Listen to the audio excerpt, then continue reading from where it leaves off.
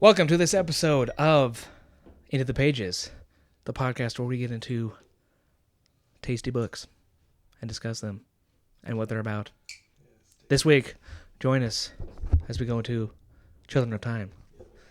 Children of Time. I thought it was The Children of Time. Just Children of Time. Children of Time. Can't wait to get into it. I made a semi-mistake with this book. Oh, what was that? I think I started it too soon after our last book we did. Project Hail Mary. Project Hail Mary. Yeah, why? I don't know. I have a hard time adjusting to a new author's style. Yeah.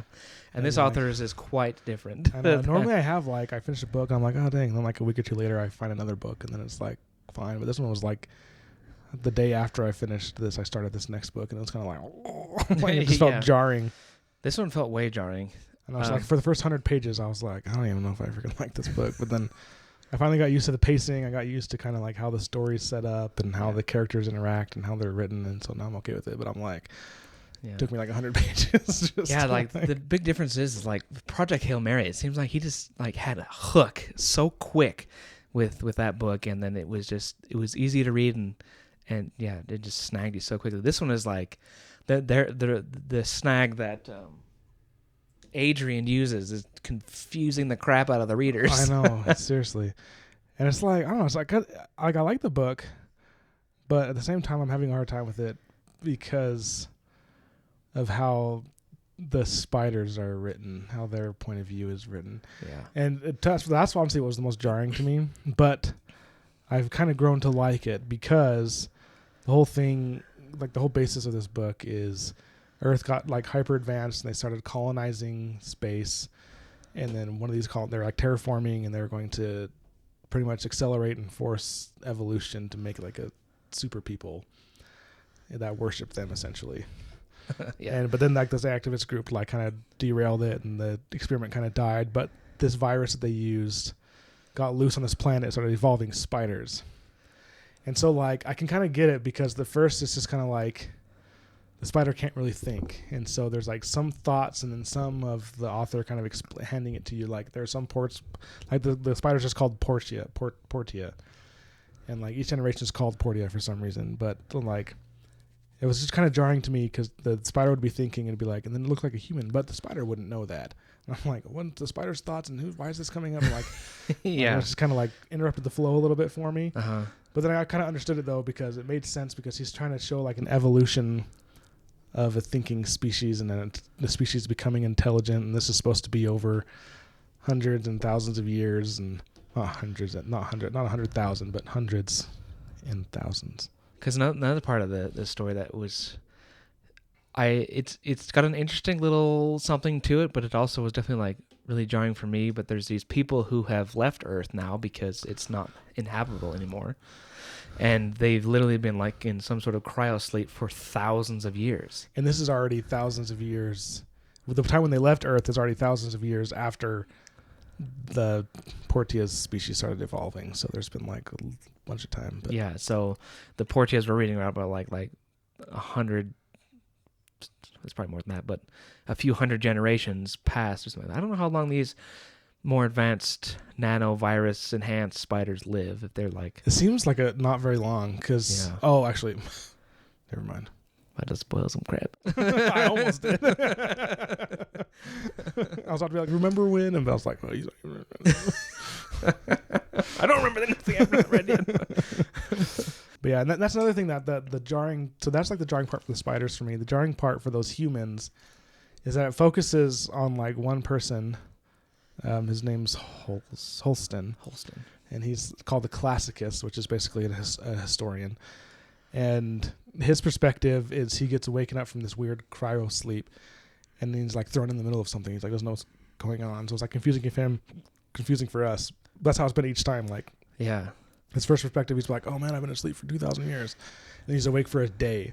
And then he goes back to sleep. And then he wakes up again. He's oh, how long has it been? It's been another few hundred years. Yeah. And this is so it's almost the same as Project Hail Mary, but these guys haven't been drugged with something that's supposed to give you amnesia. They just that's just how cryosleep is, or whatever it's called. They call it something weird. The first person you hear about going into it is calls it the coffin. It's something super depressing. Why would you call it the coffin? That's awful. Apparently, it's just barely big enough for a human being to fit. Yeah, but I mean, that's just Anything else would be better instead of like, oh, this is your coffin. Wait, what a minute, am I gonna freaking die in this thing? It just takes them a minute for their mind to get going and to be like, oh yeah, this and that stuff and these things. Overall, though, I think I like how the story's coming because this is supposed to be over 3 books. Yeah. And so the spiders have been slowly getting more and more and more sophisticated. So I'm wondering if the reason he's taking his time is because by the 3rd book they're going to be like as advanced as humans, like space traveling spiders or something. But there's one thing so far that kind of bugs me about the spiders. That's like a small thing, but I kind of feel like it has the potential not to be a small thing.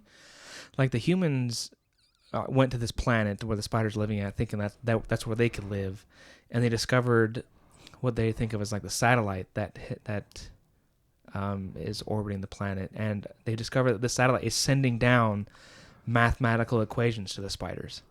But like, how are the spiders getting that?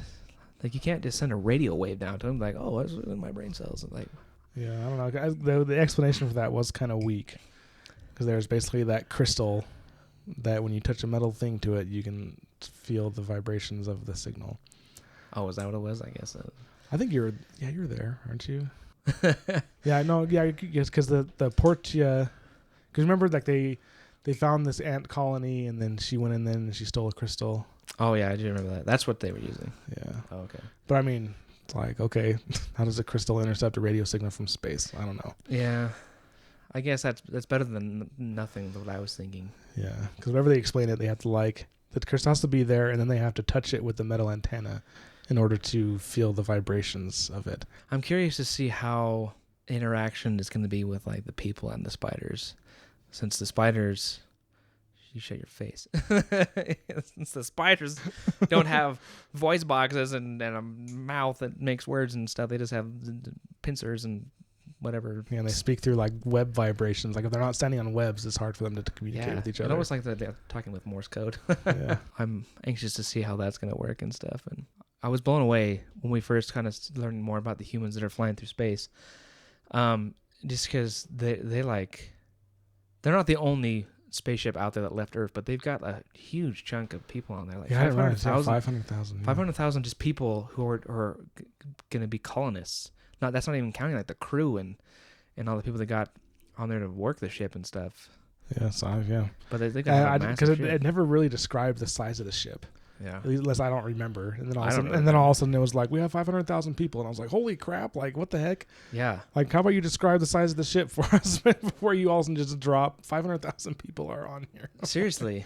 And I wonder, like, is it just 500,000 people in these coffins? Just like, they're not going to be waking up until they find a planet. I think so. But I mean, still, even if considering that, if you stack them on top of each other, next to each other, you're still going to need a huge ship to fit that many freaking people. Massive ship.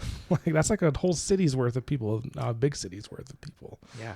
And that's just crazy. That's you need like Darth Vader Superstar Destroyer or something. And this is another point that I had that I kind of gripe I have. Not necessarily a gripe, but I think my overall problem with all books in general is when something is described away as, oh, science.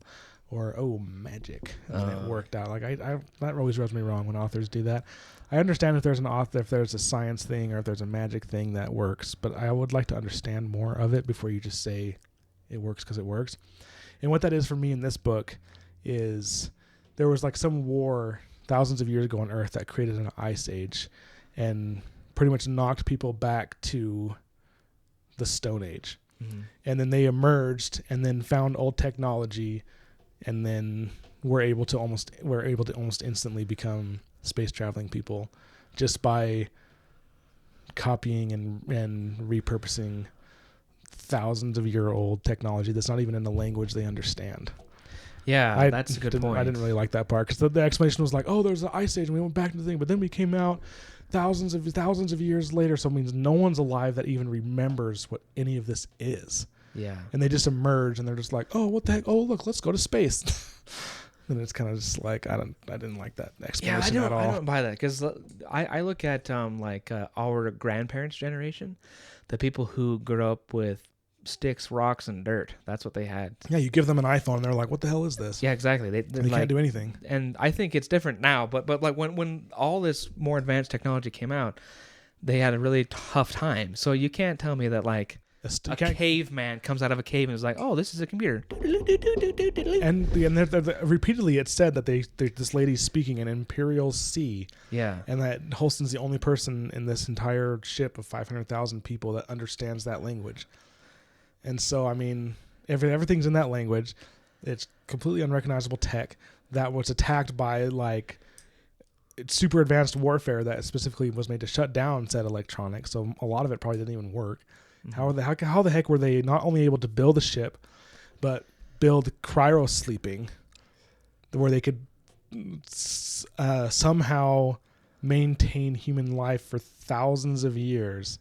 Yeah, like that's crazy. That's like insane. Like the Hail Mary project, it was like, I had to be in cryo sleep for 3 years, but you had to have like this crazy advanced robot that like fed him and kept him IV'd and gave him massages and turned him over so that he wouldn't get bed sores. And this one's just kind of like, oh, we're frozen. And then we wake up 1,500 years later, we're totally fine. No side effects. Yeah. Except for a little weak when we get out for a few minutes. Yeah. That's the biggest problem. That's what I'm talking about when I'm like, 'cause magic. Because of science. I don't like when authors do that. Right. I would totally be okay if he like explained it, and even if I was kind of like, okay, but like you could at least see kind of like explained it a little bit more. But and I get it from Holston's perspective, who's not like a super smart scientist. He's just a historian. But yeah, they have a weird name for him too, like classicist or something like that. That's what I say, classicist. It's like every time I run another one, I'm like, wait, what is it? Oh yeah, it's that weird thing. Yeah. And apparently they're like hated and stuff. It's like, okay, whatever. Doesn't really explain that either. I don't really understand their explanation. Yeah. I don't either. I don't even remember it. Do you remember what they said about why they hate him? Whatever it was very fleeting. Apparently he's an old man too, but it doesn't really say how old. Yeah, he's the oldest man in human history because he's apparently already older than everyone else on the ship, and then he's been in this weird cryo sleep for a few thousand years. Yeah. So and then there's this weird sex scene between him and the chief engineer. Yeah. That's like out of nowhere. Seriously. And then after that, every time they wake up, like she acts like she hates him. I'm like, what the crap was that? Why is that even there? Yeah. It just felt like a sex scene because they wanted to yeah, be sex scene. Sometimes it really does feel like that. A lot of the time. It's just kind of like, why though? Their relationship doesn't make any sense. Because she's like completely changed too. She seemed like this like totally chipper gal, and then now she's just like so distant and tries like her best to not give any attention to Holden. It's not even so much as like a glance, and it took them having to get like kidnapped by some of the colonists for them to actually talk. And plus, like at that point, it's like she's been awake because you remember he's like, it looks like she's catching up to me in age. So yeah, she looks like she's actually aged. So like she was like awake for some reason. I guess we can talk about the leader of this colony. This kind of a piece of work. Yeah, she makes me think of. Oh, it's a girl. I thought it was a boy. Guyan. Oh, I'm not talking about him. I'm talking someone else. Anyway, talk about Guyan. That's what I say. Who are you talking about? I was talking about the doctor lady that you. Oh yeah, meet. Yeah. She was like. So she was like the head scientist that was like terraforming all these worlds. And yeah. She was like playing God and super egotistical and narcissistic and psychopathic. Yeah. And she basically merged herself with an AI, and then all those thousands of years drove her completely insane. Yeah. Like she is straight up kooky dukes. Yeah. One thing that bugs me like so much about her is that she just refers to everything as monkeys. Yeah. Which is like, so far there's been no monkeys. It's like spiders and people. They're like, oh, monkeys. I'm like, what the heck is going on? Yeah, she's the one who's even... She's in that satellite, and it's weird because her consciousness is uploaded into the computer, but her body is in cryo sleep. Yeah. And so that's kind of weird. But she's definitely full-on insane. And when they tried to go on land on this planet, she was like, I'll freaking kill you. And she has like that super high-tech laser or something. She can blow them up. She blew their drones to nothing, and apparently she had the same amount of... She had the capability of blowing up this massive ship with over 500,000 people. But yeah, she's kooky duke. She's worse than whatever her name was from the Project Hail Mary, Straff or Strahd. Or... Oh yeah, I know, way worse than Strat. Strat was just like...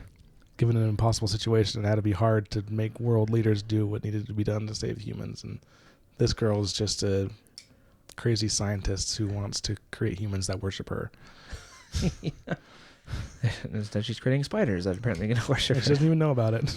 Yeah. She thinks there's monkeys down there. And she's like, do not interfere with my experiment. My monkeys will talk to me soon. Do you think she thinks there's actual monkeys down there? Yeah, because remember part of her thing was she sent 10,000 monkeys down to the planet with this virus. Oh. But she either doesn't realize or forgot that they burned up in the atmosphere and died before they reached the Earth. But the nanovirus survived, and it started looking for hosts. 'Cause apparently, it's a super smart virus that intentionally looks for hosts to make super intelligent, and the spiders were the best thing for that, apparently. Yeah. Because it was taught to reject other invertebrates, or vertebrates, like other mammals and snakes and stuff. So it's like spiders. Cool. Yeah, they forgot to put spiders in there. Yeah, are the ants something like that? Because these spiders are a lot bigger. The ants are described as one of the hosts that it went to initially, moved along a little bit, and then abandoned. So they're like intelligent. They're more intelligent than a normal ant. They're bigger than a normal ant. But they're still kind of like smart. They're way more of a hive mind. They talk about like this Portia spider always talks about how they're kind of stupid and they're like programmed almost to do something. Sizes are hard to tell too. Like I think there's one brief thing when the drone catches a look and it says the spider was 1 meter long, which is 3 feet. So like the spider they saw, 3 feet. Yeah, so it's pretty big. That's a pretty big spider. Yeah, I'd be scared as crap if I saw a spider that big. Right. But they're still quite a bit smaller than humans, so you could probably stomp on it if you really put your muscle into it. But it's the spider story I do find a little more interesting now as the farther it goes, because now not only is like they've got like this whole ecosystem going. They've got like massive cities, and they've got like smaller cities by the ocean where they fish, and then they had a city over here called the Seven Trees, but then their main like bigger cities over here. Yeah, Great Nest. Great Nest. It's also interesting. This is one thing I like that the author did is he didn't drastically change spiders to be humanistic. Yeah, because I mean they don't have familial connections. Like the female spiders are like the ruling caste because they still have the whole thing where if they breed with a male they can kill it and no one even cares, even though they're all intelligent. And the males are kind of just like lower citizens, barely even thought of as intelligent. Yeah, like they don't even get names. Yeah, the females at least. Yeah, but the females, they'll like lay eggs, and they don't even like, they kind of lay them, but then they have, I think it was like, I don't even know how many days it was, like if you like a month or something, or no, a year to become useful or leave. And so like they don't have any maternal instincts. Yeah. And this all just, but one cool thing though is apparently they can share memories and experiences with their offspring. So like if I learn calculus, then I can go have a kid and that kid will know calculus because I knew it. And then they can like trade that. So like they'll go to other spiders and be like, oh, my genes know how to build slingshots and your genes know how to control ants to be farmers. Like, let's have our males trade sperm. Yeah. and then we'll each have that knowledge. So that's kind of interesting. I think that's really cool. Since I think it's cool because they use it as like their currency. Like they don't have like, oh, here is $1 bill for this thing that you have. No, or whatever. I have. They call it understandings. Like yes, I have understandings. So that's definitely a cool take on something. But I was at first kind of annoyed thinking with the spiders because they're like such a like female dominated species that I was kind of like, oh, here we go, just like some sort of like feminist thing. Then I was thinking about it, I was like, wait, that's kind of actually how spiders actually are. Like the females are bigger and more dominant in like actual spiders. So I was like, okay, yeah, I like that now. So that makes sense. But there definitely is like some dialogue that happens and I'm like, okay. Yeah. Like there's obviously some sort of agenda trying to make some stupid thing. Like I hate it. But I just want a book to be entertaining. But luckily it's nothing bad, so I don't think it's worth mentioning beyond that. But yeah. Anyway, back to Guyan or Guyan, whatever. I call him Guyan because it's like Guy N. I know. It's like G-Y-E-N. Guy N. But anyways, he's a piece of work. Because he really wants to inhabit this planet, but then the Kern lady is like, no, there's other planets, go there. And he's like, okay. But then he like tries to force other people to inhabit this like crazy, depressing moon. Yeah. While he goes and just looks at these other planets and he's like, make it work. Like try to like have children here and basically live in like these tiny shelters. And you can't go outside, you can't do anything, just live in these tiny shelters and have babies and we'll be back in a few hundred years. It's not even past that because like the planet they were going to go to was like 1,000 light years away or something like that. I thought they were going to be asleep for 1,000 years, and it was like this main guy who is rebelling against Gaian from the colonists was like, we're going to be like dead and gone, and you guys are just going to be barely waking up, and we're going to have to like suffer for generations. Our children's not even going to know these things, and they're just going to grow up in these horrible conditions, and then their children's going to grow up in these horrible conditions, and there's like, this is bull crap. Yeah, no, seriously. And it's, I totally understand too, like you wake up from cryosleep, and how it's portrayed in this book, the cryosleep is you wake up and then it's just like you woke up from a night's sleep. Like you feel a little weird, but like other than that, you will still remember everything that happened. Like you remember what happened right before you went to sleep, and it was like you just closed your eyes and woke up. Yeah. And like to close your eyes with the expectation of we're going to another place like Earth, to waking up to some guy being like, nope, you and 50 people are going to go live in that container for hundreds of years while we go gallivanting about and trying to find a planet that actually works. And they're like, no. Yeah, and when you're expecting to like inhabit an entire planet that is supposed to be livable like Earth, you'd be like, you can go screw yourself. Right, yeah, and then that's what they're like. They're like, no, heck no. So they rebel. And I think that's kind of where you are, or where we kind of stopped with them. Stories is like they were trying to, Holston gets woken up by the rebels. And it's kind of confusing because he gets woken up by the people he doesn't recognize. And he starts panicking because he's like, oh no, I'm on the moon colony. Like, this sucks. Like, I don't want to be here. Like, he's like all depressed. But it turns out that he gets bound and then taken and realizes he's still on the Gilgamesh. Well, by the way, this ship they're on is called the Gilgamesh. Yeah, man, I thought it was kind of funny. Yeah, we'll have to see what happens with the rebels. Like, maybe the rebels will somehow make it onto the planet and they'll just live there anyway, or they'll... Yeah, I think that's what's going to happen, just based off of the blurb. It just sounds like they're going to have to live on this planet that's inhabited by spiders. I'm super curious. Thinking about a spider who's, 3 feet, whatever, big. How big is their cities that are these cities that Portia talks about that are like massive? I don't know. It's just like, I think at this point in there, like she was saying that there's like 5,000 or something spiders that live there. Yeah. It's a freaking crap ton of spiders. Yeah. And they have like webs everywhere. Like, that'd be creepy. Yeah, that's something interesting about them too, is they use like, the foliage and stuff, but they reinforce everything with their own web. Yeah, which it turns out to be not a very good building material because ants have evolved to breathe fire. Yeah, what the frick? And so like they just come in and it's like, and their whole city's just just gone. There's nothing they can do. I'm like, because their webs just incinerate instantly. Yeah, that was another part of the story that I found interesting, that the spiders are at war with the ants. Yeah, but it's like a weird war, because the way they describe it is the ants are just kind of mindless. They're just kind of expanding, and then they just kill anything that's not part of their colony. Yeah. And so they're just expanding and they're encroaching, and the spiders are trying to stop them, but the ants are just kind of like, nope, and just marching on, don't even care. Yeah. And I mean, like, they're still like ants, where there's like thousands of them, and apparently the whatever hive mind who is smarter than like your average ant is just like, oh yeah, we got all these ants, just throw them at the spiders, and they're able to make metal weapons. Yeah, like they make metal mandibles that go on the ants' normal things. They have like steel mandibles. Yeah. Plus, we all know how ants are, what is that? They're like 50 times stronger than. Oh yeah, they can like if an ant was our size, they could lift up a car with no problem. Yeah. So you take that and give it metal mandibles, and then they're just like, the spiders don't even stand a chance. And like the spiders are still squishy spiders; they're just bigger. Yeah. So, yeah. And like, they have slingshots though. They do have slingshots, but I mean they made it pretty obvious that like there's only a few females that are warriors. Like they have they have warriors, they have scholars, and they have priests. They have like religion. That's one thing that blew me away. Holy crap! These spiders have a religion. What the heck? They mentioned a temple. Yeah, they worship the satellite. Oh yeah, they worship the satellite. The signal. Yeah. And so there's not that many of them. So like the battle scene was like, yeah, we shot our slingshots, maybe killed a few of them, and then retreated. I want to see them shoot the slingshot, because I'm thinking of like the classic slingshot where you're like, no, but it's got to be different. They can't. Yeah, I don't know. The way I pictured it is they have the front two legs, and then their back legs like pull it back, and they're like.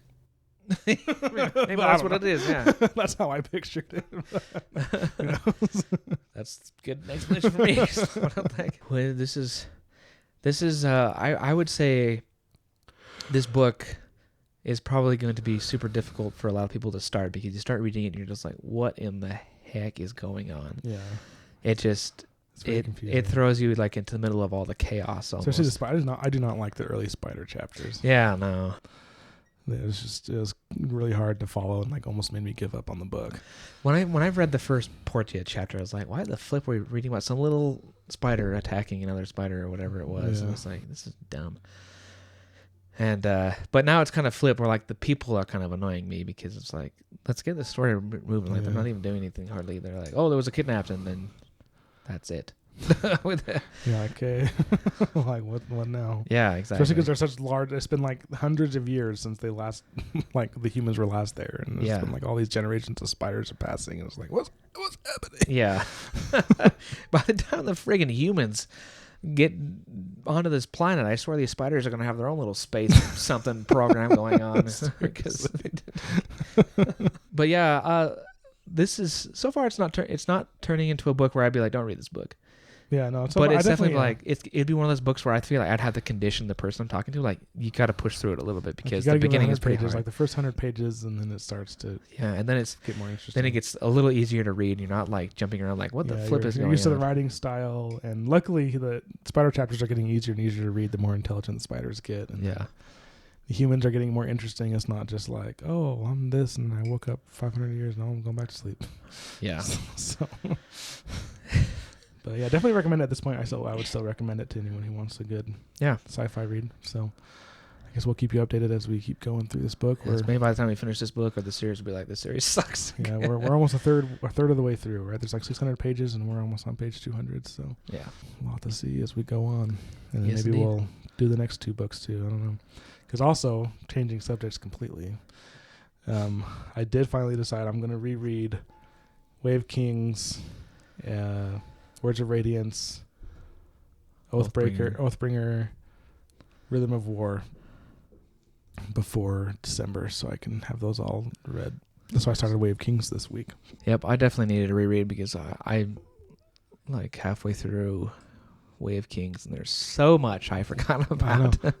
Well, it's actually been really cool rereading it because I just got to the part where that's Kaladin's first bridge run.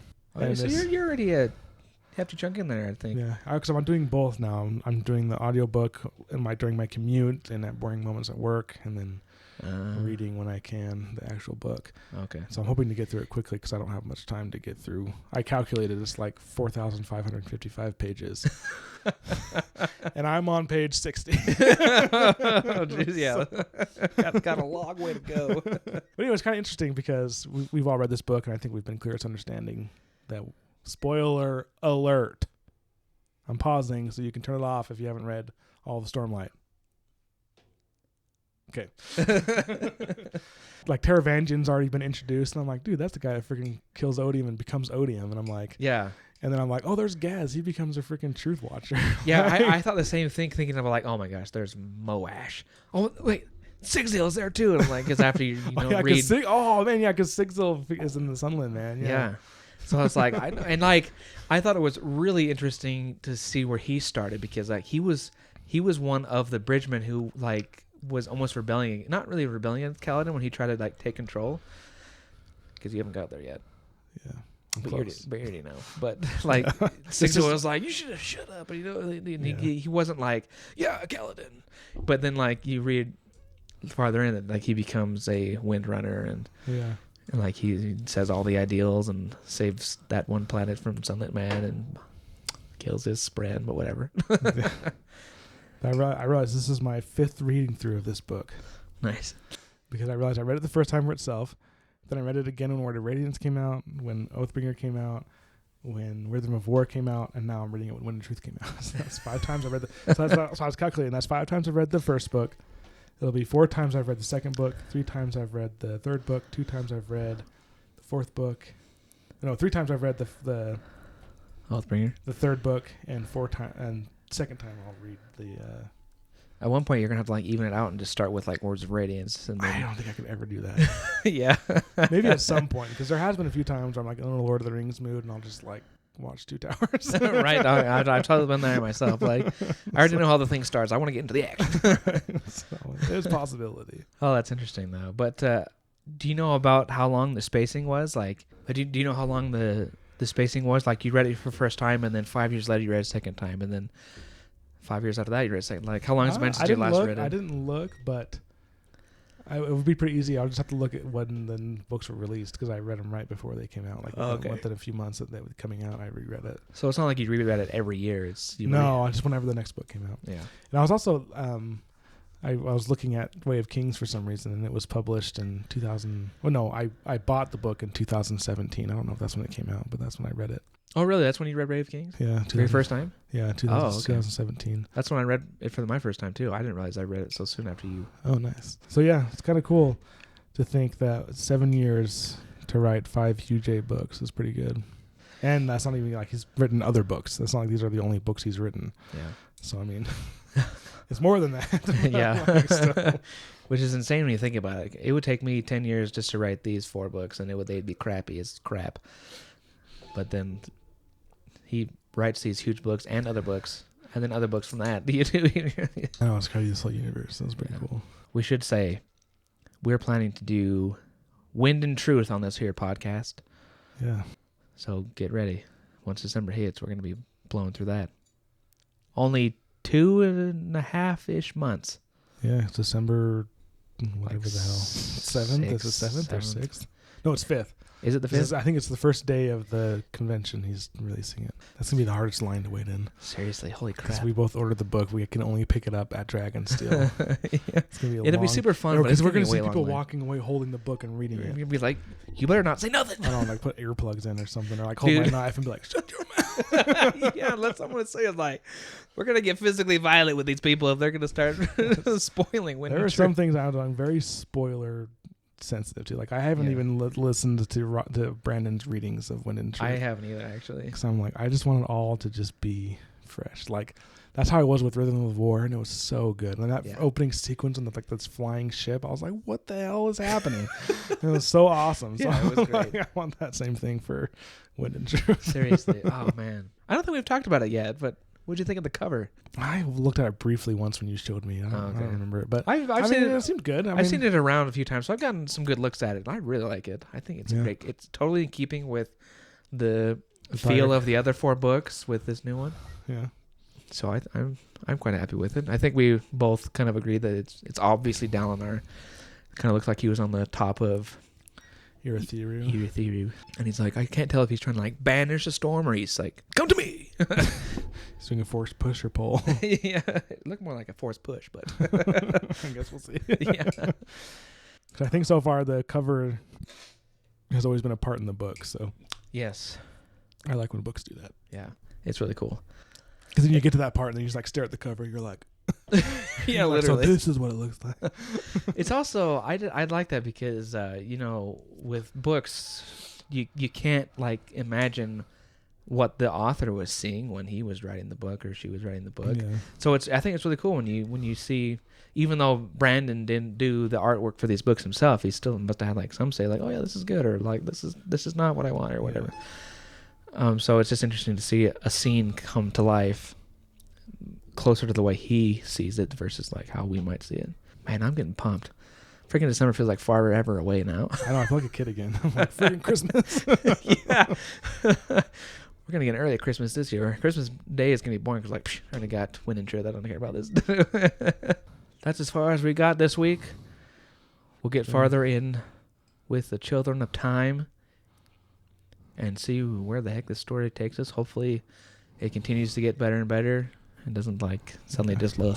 I just often stop and end. I'm like, I'm not reading. It's going to be like that one book where like we're not even going to read the next 2. Yeah, that's really what I hope it doesn't happen. I hope it can keep good enough to where like, yeah, let's read the second book and then let's read the third book. Cause for some reason I hate DNFing books, but I'll do it if it's necessary. Because why read books when you're just gonna be like, this is torture? I know, like I hate this. Thanks for joining us. Have a good day.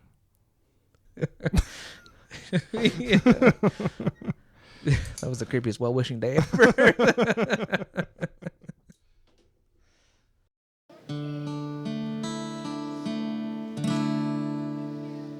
It's over.